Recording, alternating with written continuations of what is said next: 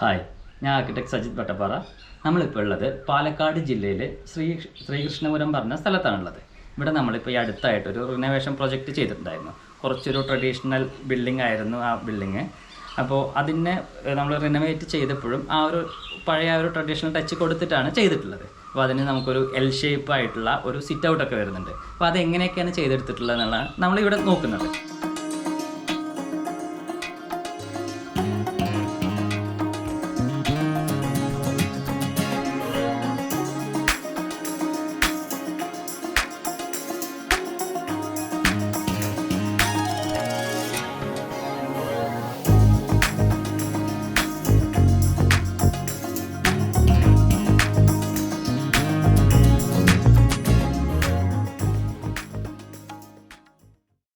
അപ്പോൾ ഇവിടെ നോക്കിക്കഴിഞ്ഞാൽ അറിയാം, നമ്മളിപ്പോൾ എൽ ഷേപ്പായിട്ടാണ് ഈ സിറ്റ് ഔട്ട് കംപ്ലീറ്റ് ആയിട്ട് വരുന്നത്.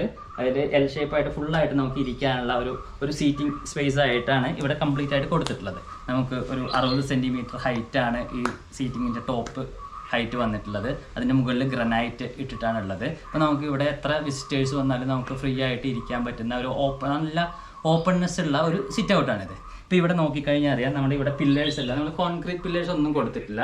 നമുക്കൊരു 3 ഇഞ്ചിൻ്റെ സ്ക്വയർ വരുന്ന GIയുടെ പൈപ്പ് വെച്ചിട്ടാണ് ഈ പില്ലേഴ്സ് എല്ലാം ചെയ്തിട്ടുള്ളത്. അപ്പോൾ അതുകൊണ്ട് തീരെ ലൈറ്റായിട്ടാണ് ഈ പില്ലേഴ്സ് എല്ലാം വന്നിട്ടുള്ളത്. തീരെ ഹെവി ആയിട്ട് നമുക്ക് തോന്നില്ല.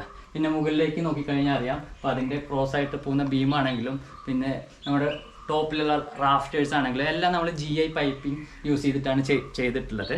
പിന്നെ ഇതിൻ്റെ റൂഫിംഗ് ടൈല് നോക്കുകയാണെങ്കിൽ നമുക്ക് താഴ്ന്ന് നോക്കുമ്പോൾ നമുക്ക് ടെറാക്കോട്ട സീലിംഗ് ടൈല് നമുക്ക് കാണാം. അതുപോലെ തന്നെ മുകളിൽ ടെറാക്കോട്ടയുടെ തന്നെ റൂഫിംഗ് ടൈലാണ് നമ്മൾ കൊടുത്തിട്ടുള്ളത്. അതുകൊണ്ട് തന്നെ നമുക്ക് ഇതിന് നല്ല നാച്ചുറൽ ആയിട്ടുള്ള ഒരു ഫീലാണുള്ളത്. ആ ഒരു ടെറാക്കോട്ടയുടെ കളർ തന്നെയാണ് അതിന് വന്നിട്ടുള്ളത്. അപ്പോൾ നമുക്ക് ഇവിടെ പുറത്താണെങ്കിൽ തന്നെ നമുക്ക് തീരെ ചൂട് അനുഭവപ്പെടില്ല. എല്ലാ സ്ഥലത്തേക്കും നമുക്ക് ഓപ്പൺ ആയിട്ടാണുള്ളത്.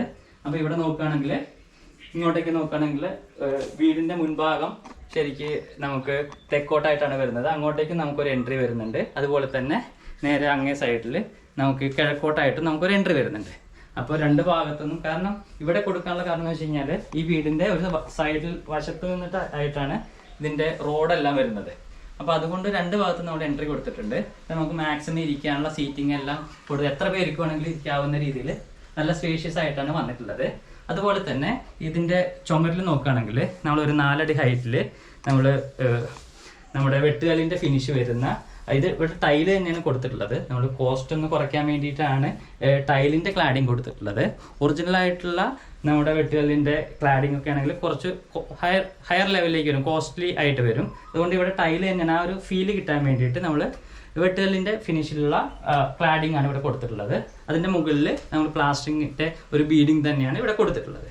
അപ്പം നമുക്ക് അതുപോലെ തന്നെ നമുക്ക് ഇവിടെ ഫ്ലോറിംഗ് നോക്കുകയാണെങ്കിൽ തന്നെ നമുക്ക് ആ ഒരു ടെറാക്കോട്ട ഫിനിഷിനോട് ചേർന്ന് വരുന്ന രീതിക്കുള്ള വിട്രിഫൈഡ് ടൈല് തന്നെയാണ് കൊടുത്തിട്ടുള്ളത്. പക്ഷെ മൊത്തത്തിൽ നമുക്കൊരു ആംബിയൻസ്, നമുക്കൊരു പഴയ ഒരു വീടിനോട് ചേർന്ന് നിൽക്കുന്ന രീതിയിലുള്ള ഒരു ഫീലാണ് ഇവിടെ കിട്ടുന്നത്. ഒരു കോസ്റ്റ് എഫക്റ്റീവ് ആയിട്ടുള്ള രീതിയിലാണ് ഇവിടെ ബിൽഡിംഗ് എല്ലാം ചെയ്തിട്ടുള്ളത്. അതുകൊണ്ടാണ് നമ്മൾ ഇങ്ങനെ മെറ്റീരിയലെല്ലാം നമ്മൾ കോസ്റ്റ് എല്ലാം കൺസിഡർ ചെയ്തിട്ടാണ് ഈ ഒരു രീതിയിൽ ചെയ്തിട്ടുള്ളത്. അപ്പോൾ മൊത്തത്തിൽ നമുക്ക് ഈ ഒരു വീടിൻ്റെ ഒരു മെയിൻ ഹൈലൈറ്റ് തന്നെയാണ് ഈ ഒരു നമ്മുടെ സിറ്റ് ഔട്ട് വരുന്നത്. നല്ല എൽ ഷേപ്പിൽ സ്പേഷ്യസ് ആയിട്ട് എല്ലാവർക്കും ഇരിക്കാവുന്ന രീതിയിൽ നല്ല ഓപ്പൺനെസ് ഉള്ള നല്ലൊരു സിറ്റ് ഔട്ടാണിത്.